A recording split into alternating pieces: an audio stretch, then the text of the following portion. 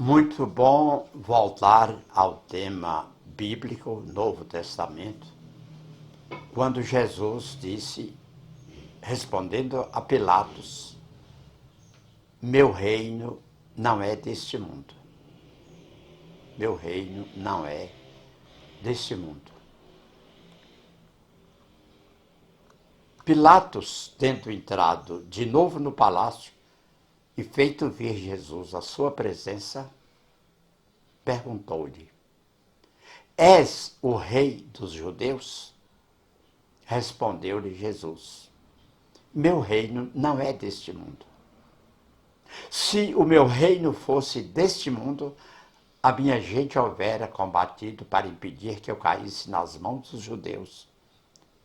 Mas meu reino ainda não é aqui. Então Jesus, embora judeu, está respondendo a um governante romano, no caso Pôncio Pilatos, que se o reino dele fosse do mundo, teria havido defesa, combate, para que ele não caísse nas mãos dos judeus, ou seja, das autoridades religiosas judaicas, no mundo teocrático. E reafirmando no final de sua fala, mas o meu reino ainda não é aqui. Disse-lhe então Pilatos, és, pois, rei? Quer dizer, se Jesus disse, meu reino não é, é bem lógica a pergunta de Pilatos. És, pois, rei? Jesus lhe respondeu, tu o dizes, sou rei. Não nasci e não vim a este mundo, senão para dar testemunho da verdade. Aquele que pertence à verdade, escuta a minha voz. Quer dizer, Jesus responde também com outra pergunta, embora dizendo que veio para dar testemunho da verdade. Então, a vida futura. Por essas palavras, Jesus claramente se refere à vida futura, que ele apresenta em todas as circunstâncias como a meta da humanidade. A meta que a humanidade deve seguir. Questão de ética pública, sensibilidade, assiduidade, equacionamento moral, dignidade, eficiência, respeito, lealdade. Então, todas as máximas de Jesus se reportam a esse grande princípio. Com efeito, o maior dos preceitos morais, que é a questão da ética, do bom senso, do equacionamento moral, tudo de positivo na vida profissional ou pessoal de cada criatura. Então, moral, ética e caráter, o eixo do ensino do Cristo, colocado num dos primeiros lugares. É o ponto de mira de todos os homens, de todas as pessoas. Só Jesus justifica as anomalias da vida terrena e se mostra de acordo com a justiça de Deus. Tudo positivo na justiça, no amor, no perdão, nos pontos positivos de todas as qualidades que pode ter o espírito humano. Apenas ideias muito imprecisas tinham os judeus acerca da vida futura. Acreditavam nos anjos, considerando os seres privilegiados da criação. Não sabiam, porém, que os homens podem um dia tornar-se anjos e partilhar da felicidade desses. Quer dizer, os judeus acreditavam nos anjos, mas não tinham ideia de que espíritos de alta luz, de elevado discernimento do conhecimento, próximos ao Criador, também nós, a vida terrena, as pessoas, os homens, poderemos um dia tornar-nos anjos e partilhar da felicidade deles. Quer dizer, evoluir, buscar o máximo de luz possível na vida espiritual. Para os judeus, a observância das leis de Deus era recompensada com os bens terrenos, com a supremacia da nação a que pertenciam, com a vitória sobre os inimigos. Então, para eles, o favor de Deus, o que Deus podia conceder de melhor às pessoas, eles, judeus, que se diziam o povo de Deus, eram os bens terrenos, a supremacia sobre outras nações, a vitória nas guerras contra os seus inimigos. Eles não pensavam na evolução espiritual. Bastava o êxito, a vitória, a determinação, o mando terreno. Moisés não pudera dizer mais do que isso a um povo pastor e ignorante, que precisava ser tocado antes de tudo pelas coisas desse mundo. Então, pensava na matéria e tinha que ser tocado pelas coisas materiais. Foi assim que Moisés, até ao olho por dente, já foi, o olho por olho, dente por dente, já foi um caso de absoluta justiça, um por um. Para os materialistas, os bens materiais. Mais tarde, Jesus lhes revelou que há outro mundo, onde a justiça de Deus segue o seu curso. Quer dizer, quando Jesus diz, meu reino não é deste mundo, que é desse outro mundo, que realmente é o eterno, o mundo de luz, então a justiça de Deus vai lá seguir o seu curso normal. É o reino de Deus. No Pai Nosso, venha o teu reino, seja feita a tua vontade, tanto na terra como no céu. A oração que nós fazemos todos os dias já diz sobre o reino de Deus e do mando de Deus, assim na terra como no céu, ou assim no céu como na terra.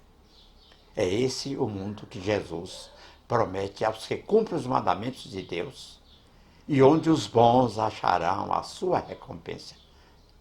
Aí o seu reino. Lá no mundo espiritual, o reino de Deus. O reino de Deus está no céu ou na terra? A imagem faz uma interrogação.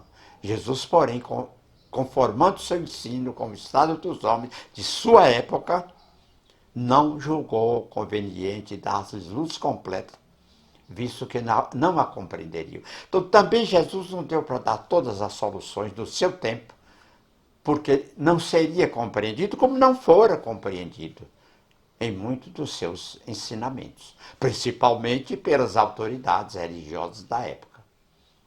Então, a vida futura limitou-se a, de certo modo, apresentar a vida futura apenas como princípio, como uma lei da natureza, a cuja ação ninguém pode fugir.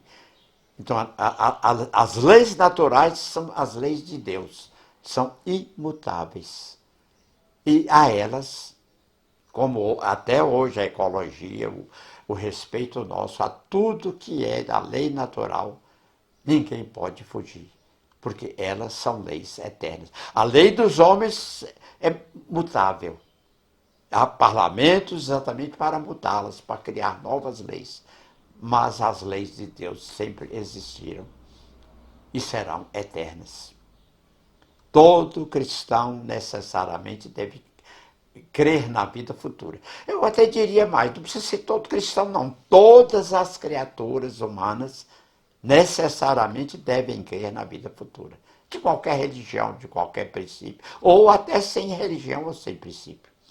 Mas a ideia que muitos fazem dela é ainda vaga, é incompleta. Então chegou a nossa hora. O Espiritismo veio completar nesse ponto, como em vários outros, o ensino do Cristo, fazendo quando os homens já se mostram maduros, bastante maduros para aprender a verdade. Então chegou a hora. 1857, com a publicação do Livro dos Espíritos, por Allan Kardec, no Palais Royal, em Paris, pode-se afirmar categoricamente. Com o Espiritismo, a vida futura deixa de ser simples artigo de fé, ou mera hipótese. Torna-se uma realidade material que os fatos demonstram.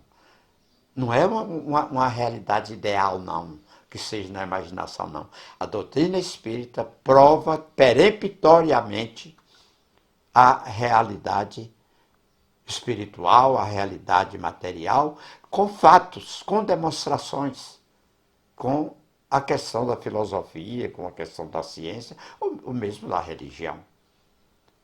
Então, como entender a realeza de Jesus? Porque o texto é meu reino deste mundo, fala de realeza. A realeza moral se prolonga e mantém o poder. Governa, sobretudo, após a morte. Quer dizer, a verdadeira realeza moral é depois da morte. É no reino espiritual. Porque Jesus disse categoricamente que o reino dele não é deste mundo. Jesus, mais poderoso rei que os potentados da terra, sem dúvida. Esta a razão porque disse a Pilatos: sou rei, afirmativamente, mas o meu reino não é deste mundo. Se não é deste, é do outro, que é o da vida espiritual. Para quem se coloca pelo pensamento na vida espiritual, a vida corpórea se torna simples passagem, uma breve estada, um momento na sucessividade das vidas. A morte nada mais restará de aterrador. Deixa de ser a porta que se abre para o nada e torna-se a que dá para a libertação. Estão falando de doutrina espírita, que diz que não há morte. Há mudança de estado, a passagem de um mundo para o outro, para o verdadeiro mundo que é o espiritual, a libertação. O espiritismo dilata o pensamento e lhe rasga horizontes novos. Mostra que essa vida não passa de um elo no harmonioso e magnífico conjunto da obra do Criador. É bom repetir. O espiritismo dilata o pensamento e lhe rasga horizontes novos. Horizontes novos no pensamento. Mostra que essa vida não passa de um elo do harmonioso e magnífico conjunto na obra do Criador. Então a doutrina espírita mostra a solidariedade que conjuga todas as existências de um mesmo ser, todos os seres de um mesmo mundo e os seres de todos os mundos.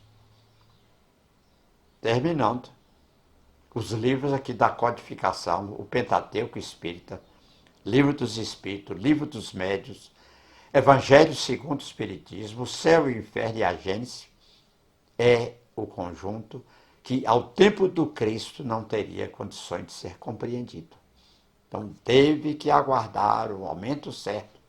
A missão de Hipólito Leão Denizade Rivaio, que vem ao mundo, o inesquecível sacerdote druida, com toda a organização didática, aluno de Pestalozzi, um dos maiores educadores da história da humanidade, para escrever categoricamente, com firmeza, dentro da sua equipe do mundo espiritual e do mundo terreno, todo esse conjunto de livros, de leis, de códigos que mostram a realidade espiritual, que a partir da segunda edição do Livro dos Espíritos, nenhuma mudança teve, porque é realmente a perfeição dos ensinos. Então, o reino de Jesus não era deste mundo. Quando ele disse a Pilatos, meu reino não é deste mundo, ele estava dizendo realmente que o reino dele é o eterno, é o definitivo, é o reino de máxima luz, é o mundo do amor, o universo da caridade. Então, o reino de Jesus não era deste mundo.